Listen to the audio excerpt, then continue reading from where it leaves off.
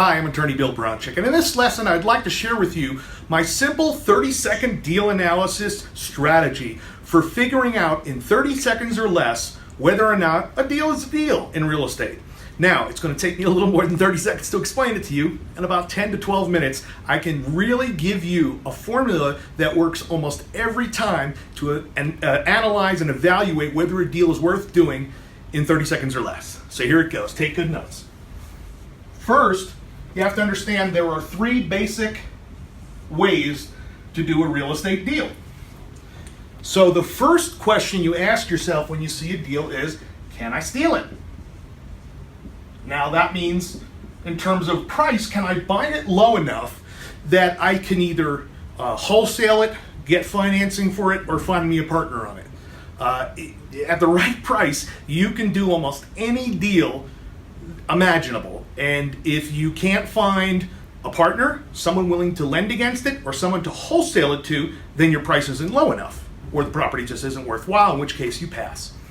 Okay, so generally in the single family realm, it's the after repaired value, or ARV, times 0.7 or 70% of ARV, minus repairs, what it's going to take to get it in that condition. That equals your maximum offer price. That would be, in essence, quote, stealing it. Now, if you're in a market right now that is very pro-seller, then that 70% may seem low compared to what people are paying, but don't deviate from it. What I suggest instead you do is adjust the ARV for the market. So for example, if you're in a really hot market, things are going up like 1% a month, then if you plan on buying, fixing, and flipping a property, and that's going to take 3 to 4 months, then what you need to do is start with your ARV 3 to 4% higher than what the comps are showing now.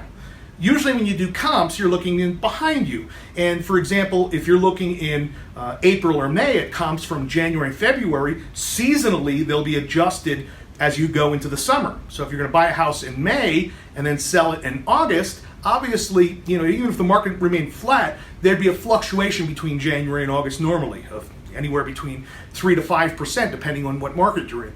But if you add to that, it's going to appreciate anyway 1% a month because it's a hot market, then your ARV starts out higher. Does that make sense? So you're not going to adjust the 70%, you're going to adjust the ARV according to what you'll think it'll sell for in 3 months.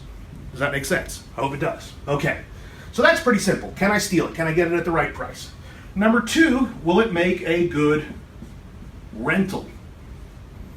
Now this is a sort of mathematical like the first one, but it has 3 parts to it.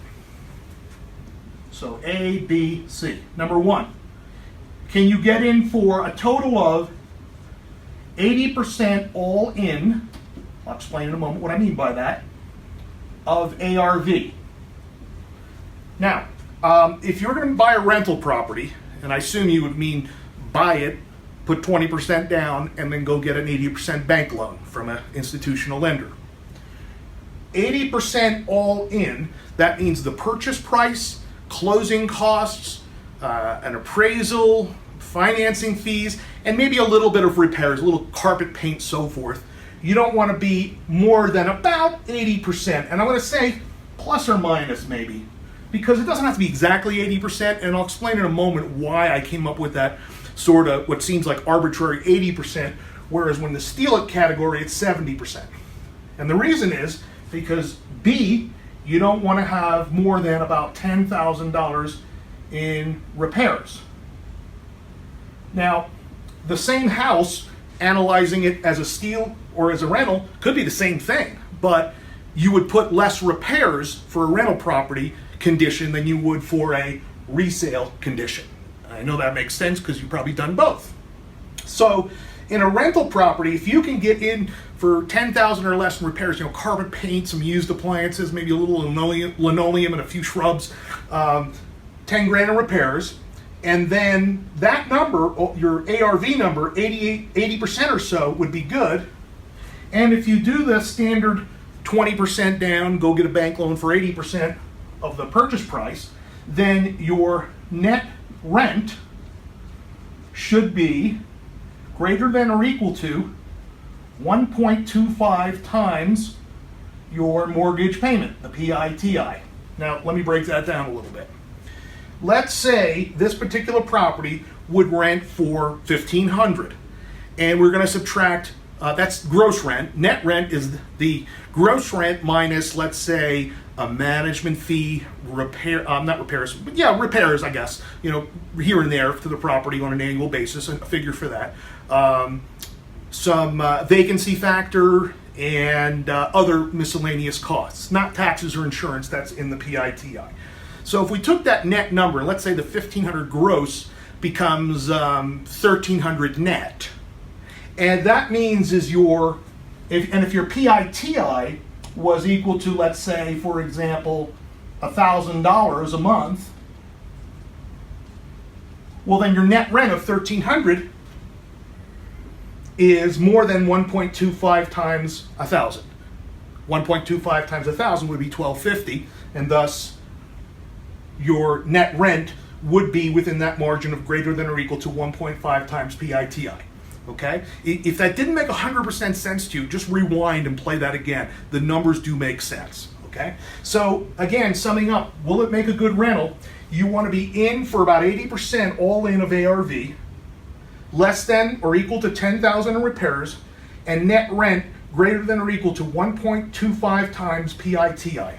If it meets all those three criteria, and it doesn't have to be exact on this one, whereas the 70% of ARV minus repairs on the Steal It formula is pretty strict, the rental one could be plus or minus, a little leeway.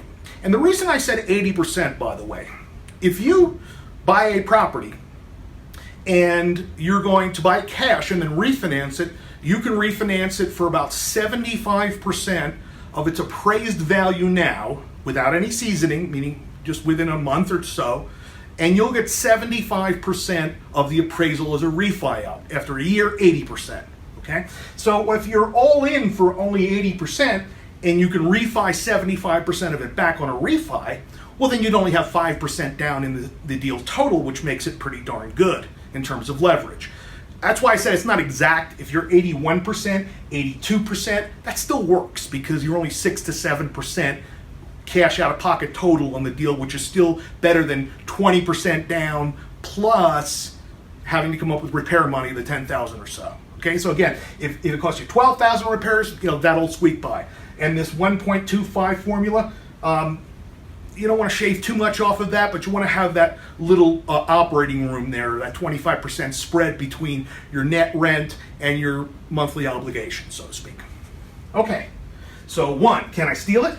Number 2, will it make a good rental? And number 3, can I get some sort of creative financing?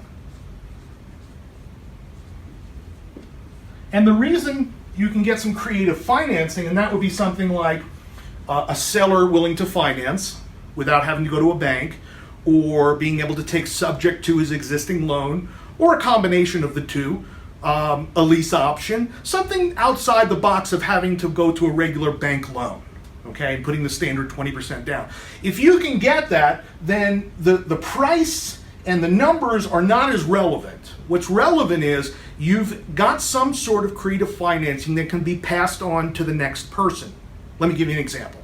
Let's say that you had a deal where a seller was willing to owner carry or seller carry a property at a reasonable price and reasonable interest rate with 5% down. Now, you could just buy that with your own 5%, or you could pass it on to someone else. How would you do that?